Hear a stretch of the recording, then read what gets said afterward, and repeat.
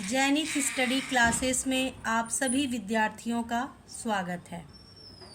आज हम पवन दूतिका के नेक्स्ट कविताओं के बारे में पढ़ेंगे।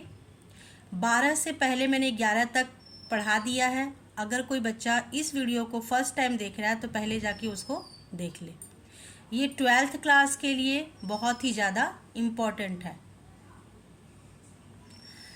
तो चलिए आज हम 12 को देखते हैं। 12 वाली कविता क्या कहती है। अगर आपने इस चैनल को सब्सक्राइब नहीं किया है तो सब्सक्राइब कर लीजिए। बेल आइकन को अवश्य ही प्रेस कर लीजिएगा ताकि हम कोई भी वीडियो डालें तो आपके पास उसका नोटिफिकेशन चला जाए। और शेयर कर दीजिए अपने ग्रुप में ताकि और अन्य बच्चों को भी इससे लाभ मिल सके। चलिए। नीले फूले कमल दल सी गात की श्यामलता है, पीला प्यारा वसन कटी में पहनते हैं फबीला, छूटी काली अलक मुख की कांति को है बढ़ाती, सद्वस्त्रों में नवल तन की फूटती सी प्रभा है। यहाँ पे श्री कृष्ण की सुंदरता के विषय में राधा जी पवन दूतिका को बता रही है। तो इसमें आप लोग प्रसंग लिखेंगे कि प्रस्तुत कविता में राधा पवन दूतिका से श्री कृष्ण की सुंदरता को व्यक्त कर रही हैं। तो क्या कह रही हैं? नीले फूले कमल दल सी ज्ञात की श्यामलता। नीले मतलब नीला कलर को बताया गया है। फूल मतलब पुष्प। कमल, कमल मतलब कमल का फूल। दल मतलब कमल की पत्तियां या कमल का पूरा जो पत्तियों से गुच्छा होता है उसको कहा जा रहा है दल। श्री ज्ञात की श्यामलता, ज्ञात मतलब होता है शरीर और श्यामलता मतलब कि श्यामल काला, सांवला, सलोना। पीला प्यारा वसन, पीला कलर को बताया जा रहा है। प्यारा मतलब बहुत ही सुंदर। वसन मतलब वस्त्र। कटी मतलब होता है कमर। पहनते हैं फबीला मतलब धारण किए हुए हैं, पहने हुए हैं। फबीला मतलब वो जो पहने हुए हैं बहुत ही सुंदर लग रहा है। फबीला मतलब होता है बहुत ही ज़्यादा सुंदर। जैसे गांव देहात के एरिया में या उत्तर प्रदेश और बिहार में ज़्यादा ये बोला जाता है फबीला, फब रहा है तुम पे, यानी बहुत ही सुंदर लग रहा है या जच रहा है, ऐसे बोला जाता है ना। तो यहाँ फबीला शब्द का यूज़ किया जा रहा है। छूटी काली, छूटी मतलब काली। अलक, अलक मतलब होता है आपका बाल, जो केस होते हैं, बाल होता है वो क्या है, जैसे जूड़ा बांधा जाता है तो उसमें से क्या है कुछ बाल छूट जाते हैं और वह कैसे हैं, वो काले काले हैं। मुख की कांति को है बढ़ाती, कांति मतलब होता है तेज। मुख मतलब श्री कृष्ण की मुख के बारे में बताया गया है जा रहा है। बढ़ाती मतलब कि बहुत ही ज़्यादा और भी सुंदर लग रहे हैं। सद्वस्त्रों मतलब कि सुंदर वस्त्रों में। नवल, नवल मतलब नया नया। तन मतलब शरीर, मतलब बताया जा रहा है कि श्री कृष्ण का जो शरीर है वो नया, मतलब यहाँ पे कहा जा रहा है नव युवक श्री कृष्ण के बारे में बताया जा रहा है। नवल तन की फूटती सी प्रभा है। फूटती मतलब कि फूटना, जैसे मतलब प्रकाश में आना। प्रभा मतलब होता है प्रकाश है, मतलब बहुत ही ज़्यादा सुंदर लगना है। यहाँ पे फूटना मतलब ऐसे बाल के बुट्टे जो होते हैं वो नहीं फूटना है। यहाँ पे फूटना मतलब कि अच्छा लगना, उनका जो सुंदरता है और भी ज़्यादा क्या निखर के आता है। यहाँ पे निखर के आना, फूटती सी, मतलब इसका यहाँ पे बताया जा रहा है। तो इसको अर्थ में हम लोग किस प्रकार से करेंगे। यहाँ पे राधा जी कह रही है कि मेरे प्यारे श्री कृष्ण जो है वो कमल, नीले नीले कमल के फूल के पत्तों की भांति और सांवले सांवले से दिखाई देते हैं। जब वह पीला वस्त्र धारण करते हैं अपने कमर में तो वह बहुत ही ज़्यादा सुंदर लगता है। मुख के पास, उनके मुख के पास जो छूटी हुई काली काली उनके केस है वो उनकी मुख की सुंदरता को और भी ज़्यादा बढ़ा देते हैं। और जब वह नया वस्त्र धारण करते हैं तो उस वस्त्र में उनका नया नया जो शरीर है वह और भी ज़्यादा सुंदर लगने लग जाते हैं, उनकी और भी कांति बढ़ जाती है। तो यहाँ पे राधा जी जो है वो पवन दूतिका से श्री कृष्ण की सुंदरता के बारे में बतला रही हैं। एक बार और आप लोग देखिए। राधा जी पवन दूतिका से कहती हैं कि हे मेरी प्यारी पवन, मेरे प्यारे श्री कृष्ण सांवले सलोने हैं और नीले नीले कमल के फूल के समान वो दिखाई देते हैं। जब वह अपने कमर में पीला वस्त्र धारण करते हैं तो वह उन पर बहुत ही ज़्यादा सुंदर लगता है, और उनके मुख के आसपास जो छोटी काली काली घुंघरालू बाल हैं वो उनके मुख की सुंदरता को और भी ज़्यादा बढ़ा देते हैं, और नए नए वस्त्रों में उनका नया नया शरीर और भी ज़्यादा सुंदर और भी ज़्यादा आकर्षित लगता है। हे मेरी प्यारी पवन, ऐसे मेरे प्यारे श्री कृष्ण दिखते हैं। तो ऐसे आप लोग क्या है, यहाँ से यहाँ तक आप लोग अर्थ लिख लीजिएगा। संदर्भ मैंने पहले बता दिया है, वही रहता है आपका। प्रसंग कविता के साथ वो चेंज हो जाता है। नेक्स्ट देखिए, सांचे ढाला सकल वपु है दिव्य सौंदर्यशाली, सतपुष्पोसी सूर्य भी उसकी प्राण संपोषिका है, दोनों कंधे वृषभवर से हैं बड़े ही सजीले, लंबी बाहें कलभ करसी शक्ति की पेटिका है। तो पहले तो हम इसमें यहाँ पर सांचे, सांचे मतलब होता है सांचा के बारे में बताया जा रहा है। सांचा किसी भी चीज़ का सांचा होता है, मूर्ति बनाने का सांचा होता है ना, समोसे बनाने का सांचा होता है, गुजिया बनाने का सांचा होता है, तो वही ये सांचा है। ठीक।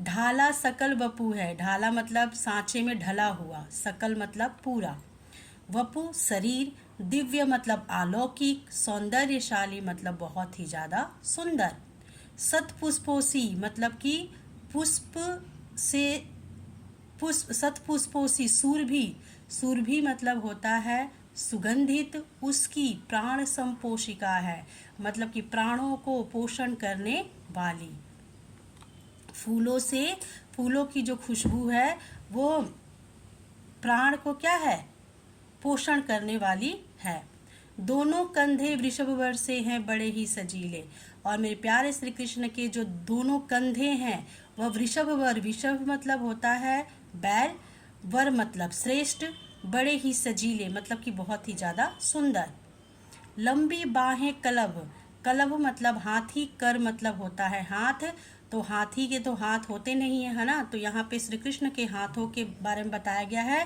कि वह हाथी के सूंड के समान है, शक्ति की पेटिका है, जैसे उसके सूंड में शक्ति होती है ठीक उसी प्रकार से प्यारे श्री कृष्ण के हाथों में क्या है, शक्ति है। तो यहाँ से यहाँ तक आप लिखेंगे कि इसमें आप लोग लिखेंगे प्रसंग की प्रस्तुत कविता में राधा जी श्री कृष्ण की सुंदरता के बारे में व्यक्त कर रही हैं। तो लिखेंगे आप लोग अर्थ, सांचे ढाला सकल वपु है दिव्य सौंदर्यशाली। हे मेरी प्यारी पवन, मेरे प्यारे श्री कृष्ण को अगर तुम देखोगी तो उनका शरीर ऐसा लगेगा मानो कि कोई सांचे में ढला हुआ है और बहुत ही सुंदर तुम्हें लगेगा। वह जब बात करेंगे तो उनकी बातों से तुम्हें फूलों की खुशबू आएगी और तुम्हारे प्राणों को वह तरोताजा कर देंगी। दोनों कंधे वृषभवर से हैं बड़े ही सजीले, और दोनों जो उनके कंधे हैं वो श्रेष्ठ बैल के समान हैं, वह बहुत ही सुंदर दिखाई देते हैं। उनकी लंबी लंबी बाहें हाथी के सूंड की समान, शक्ति की पेटी के समान लगते हैं, मतलब जैसे हाथी के सूंड में शक्ति होती है ठीक उसी प्रकार से मेरे प्यारे श्री कृष्ण की बाहें लंबी लंबी और शक्ति की पेटिका तुम्हें लगेंगी, अर्थात कि मेरे प्यारे श्री कृष्ण सुंदरता के साथ साथ वो शक्तिशाली भी हैं। तो यहाँ से यहाँ तक क्या है आप लिखेंगे। अच्छा, यहाँ पे को सतपुष्पोसी सूर्य भी उसकी प्राण संपोषिका है, मतलब कि जब वो बात करते हैं, सांस लेते हैं तो क्या है, प्राणों को संपोषित करने वाले, पोषण करने वाले लगते हैं। जैसे आप लोग एक ऐड देखते हो ना क्लोजअप का, हा हा करता है तो क्या है, उसमें से तरोताजा ऐसे दिखाई देता है। तो उसी प्रकार से यहाँ पे राधा जी कह रही है पवन दूतिका से कि जब वो बातें करते हैं या सांस लेते हैं तो उनके सांसों में फूलों की सुगंध आती है और सबके प्राणों को पोषण करने वाली होती है। तो यहाँ से यहाँ तक आप लोग लिख लीजिएगा। आगे देखिए आप लोग, देखिए नेक्स्ट है, राजाओं सा सिर पर लसा दिव्य आपीड़ होगा। देखिए ये वाला, राजाओं सा सिर पर लसा दिव्य आपीड़ होगा, शोभा होगी उभय श्रुति में स्वर्ण के कुंडलों की, नाना रत्ना कलित मंजू भुज में मंजू कयूर होंगे, मोती माला लसित उनका कंबू सा कंठ होगा। अच्छा, इसमें जो दिखाया, इसमें बताया जा रहा है राजाओं सा सिर पर, मतलब मेरे प्यार इसमें भी क्या है, राधा जी पवन दूतिका से श्री कृष्ण की वेशभूषा के बारे में बतला रही है कि उन्होंने कैसा वेशभूषण धारण किया हुआ है। तो राजाओं सा सिर पर, जिस प्रकार से राजा क्या है सिर पर मुकुट धारण करते हैं, ठीक उसी प्रकार से मेरे प्यारे श्री कृष्ण क्या है मुकुट धारण किए होंगे। लसा मतलब होता है सुशोभित, दिव्य मतलब अलौकिक, आपीड़ मतलब होता है मुकुट। शोभा होंगी उभय श्रुति, शोभा मतलब सुंदरता, उभय मतलब दोनों, श्रुति मतलब कान, स्वर्ण मतलब सोने के, कुंडलों की, उन्होंने दोनों कानों में क्या है सोने के कुंडल धारण किए होंगे। नाना रत्नाकलित, नाना मतलब भिन्न प्रकार की, रत्नों से युक्त, भुज में मंजू कयूर होंगे, भुज मतलब भुजाएं बाहें, मंजू मतलब सुंदर, कयूर मतलब बाजूबंद होता है। जैसे आप लोग देखते हैं पुरानी फिल्मों में पहले के लोग क्या है बाजूबंद भी पहना करते थे, जो बाजू में क्या है पहना जाता है। अभी भी अगर पौराणिक अगर नाटक वाटक बनाया जाता है तो वो अवश्य ही धारण किया जाता है। जैसे मान लीजिए रामायण में आप लोगों ने देखा होगा, महाभारत में देखा होगा, या जैसे कोई भी क्या बोलते हैं रामायण का नाटक मतलब मंचन करता है तो वो जो बनते हैं श्री कृष्ण और राम, तो उनको भी क्या है बाजूबंद पहनाया जाता है। तो वही कयूर मतलब क्या होता है बाजूबंद। मोती माला लसित उनका कंबू सा कंठ होगा, और उन्होंने अपने गले में क्या है मोती से युक्त क्या है माला पहनी होगी, और उनका कंठ जो कंठ मतलब होता है कंठ, जो आपका कंठ होता है, कंबू मतलब गर्दन, गर्दन के बीच में एक देखना ऐसे निकला हुआ सा होता है, पुरुषों का निकलता है, स्त्रियों का नहीं निकला होता है, वो दबा होता है।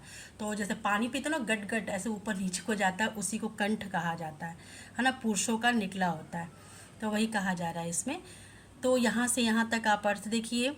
राधा जी प्यारी पवन से कह रही है कि हे मेरी प्यारी पवन, मेरे प्यारे श्री कृष्ण जो हैं वो राजाओं के समान मुकुट धारण करते हैं, और उनका मुकुट जो है वो बहुत ही सुंदर दिखाई देता है।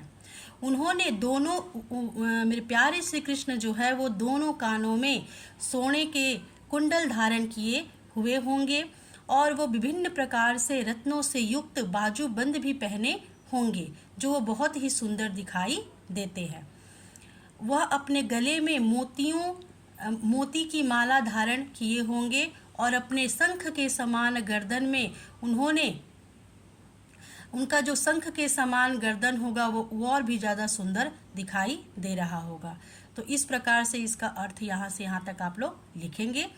तो चलिए यहाँ से यहाँ तक एक बार और बता देते हैं। इसमें राधा जी जो है पवन दूतिका से कहती है कि हे मेरी प्यारी पवन, मेरे प्यारे श्री कृष्ण की वेशभूषा इस प्रकार से है। इसको आप क्या प्रसंग में लिखेंगे और अर्थ में लिखेंगे कि हे मेरी प्यारी पवन, मेरे प्यारे श्री कृष्ण जो है वो राजाओं के समान सिर पर मुकुट धारण किए हुए हैं, जो बहुत ही सुंदर दिव्य अलौकिक दिखाई देता है। वह अपने दोनों कानों में सोने के कुंडल धारण किए हुए होंगे, जो उनकी सुंदरता को और भी ज़्यादा बढ़ा देता है। वो विभिन्न प्रकार से रत्नों से युक्त अपनी भुजाओं में बहुत ही सुंदर बाजूबंद पहने होंगे, जो उनकी सुंदरता को और भी ज़्यादा बढ़ा देता है, उसमें वो और भी ज़्यादा सुंदर लगते हैं। शंख के समान उनके जो गर्दन है, वो शंख के समान जो उनके गर्दन है वो उस पर उन्होंने मोतियों की माला धारण की होगी, जो उनकी सुंदरता को और भी ज़्यादा बढ़ा देती है। हे मेरी प्यारी पवन, इस प्रकार से मेरे प्यारे श्री कृष्ण वेशभूषा धारण करते हैं। तो आप इस प्रकार से इसका अर्थ लिख लीजिएगा।